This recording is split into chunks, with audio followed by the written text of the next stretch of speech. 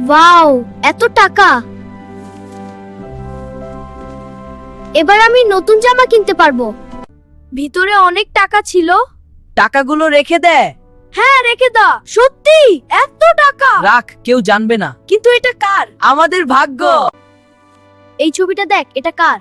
আমি চিনি না, কিন্তু আমাদের মালিককে খুঁজে বের করতে হবে। হ্যাঁ চল, আমরা খুঁজি। এই রাস্তায় চল, কেউ না কেউ চিনবে। দেখ, ওই লোকটাকে জিজ্ঞেস করি। অনেক খোঁজার পর সে এক বৃদ্ধ লোককে পেল। বৃদ্ধ লোকটা কাঁদতে কাঁদতে বল, আমার বোনের সবকিছু হলে আমি একা হয়ে গেছি। এই টাকাটা আমার স্ত্রীর ওষুধের জন্য ছিল। দাদু, আমি ফেরত দিচ্ছি। তুই ফিরিয়ে দিলি, ধন্যবাদ বাবা। তুই খুব ভালো কাজ করেছিস ছেলে। আমি তোকে আমার দোকানে কাজ দিতে চাই। সত্যি স্যার, আমি শিখতে চাই। বেশ, তাহলে শুরু করা যাক। হ্যাঁ স্যার, আমি এখনই শুরু করছি।